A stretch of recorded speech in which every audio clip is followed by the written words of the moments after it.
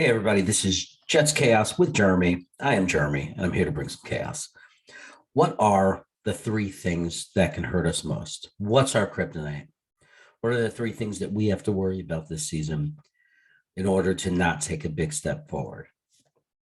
Well, these are my three.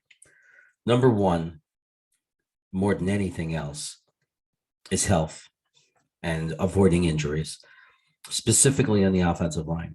As much as we love our offensive line, I do not want to test out rookie Max Mitchell at tackle. I do not want to test out Dan Feeney again. And even, the new players that we're bringing in.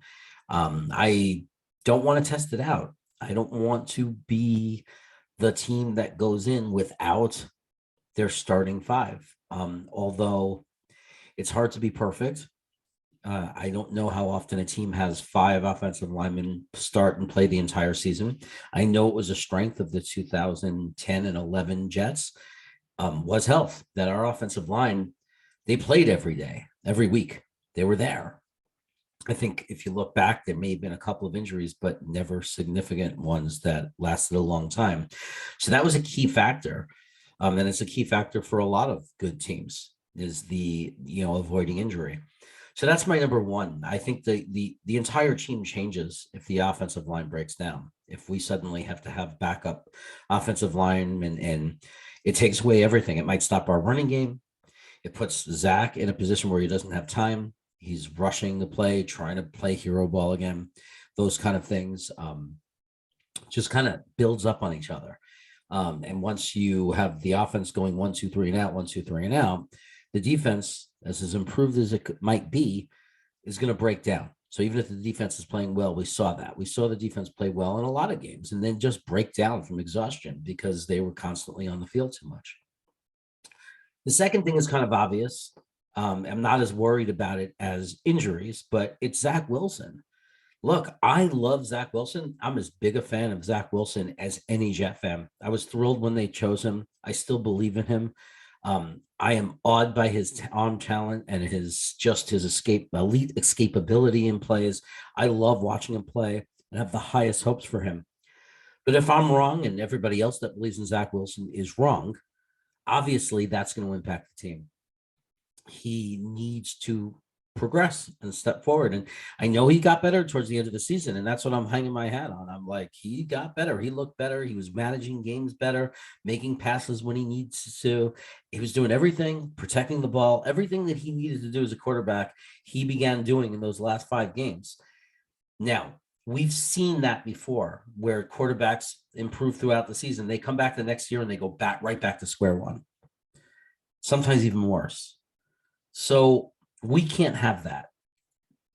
It's just impossible. Like, we're not going to be able to beat Buffalo and compete with Tennessee and Cincinnati and just all the all the top teams. We're going to get blown out of a lot of games and we're going to lose confidence and it's going to fall apart on us if Zach Wilson doesn't play up to his capability or what we believe he can play. So I'm not as worried about that as I am about injuries, because injuries, we just seem to just we have a dark cloud over the organization when it comes to injuries.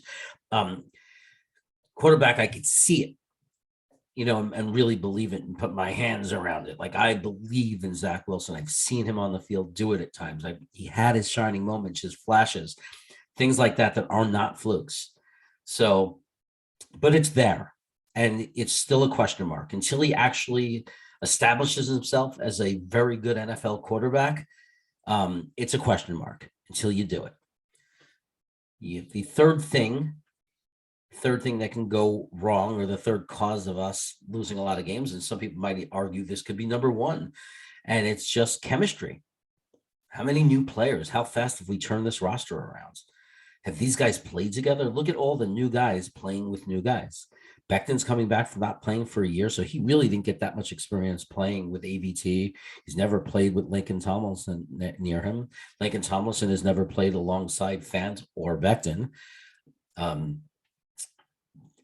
Running back in the room, we got second year running back Michael Carter, who missed some action. He's still learning. Breece Hall has to learn to this new system, new offensive line, everything's new. He might have to adjust. Garrett Wilson fitting in with Elijah Moore, Corey Davis. These three have never really been together that much. Corey Davis got hurt, then Elijah Moore was hurt. How much did they play together? But it's, are they a really like solid unit, as a team with Berrios, Mims? If it's Mims, that's the number 5. We're going to find out.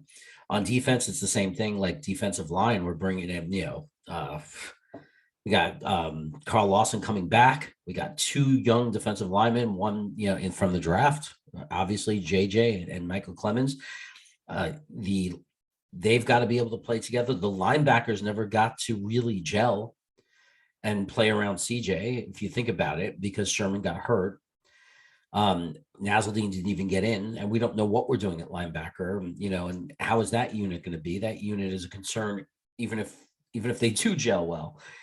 The safeties, LaMarcus Joyner was hurt all year. Now he's playing with Whitehead. They've never played together. So that's going to be new. The cornerback room is completely different. You have a rookie, Ahmed, Sauce Gardner, who's going to play with Reed. They've never played together. And then you got Bryce Hall, who's going to be on the field a lot, who's never played with either one of them. And then you have Eccles as probably a number 4 who might see the field too, in certain packages. So there's a lot of pieces of the team that aren't completely experienced in working together. Even our tight ends are all new, 3 brand new tight ends. So everything is new. And that might hurt us, especially early on. Now, I don't think it has to. It might not hurt us. Sometimes enthusiasm, youth, good coaching, bring them together during camp. It could all happen.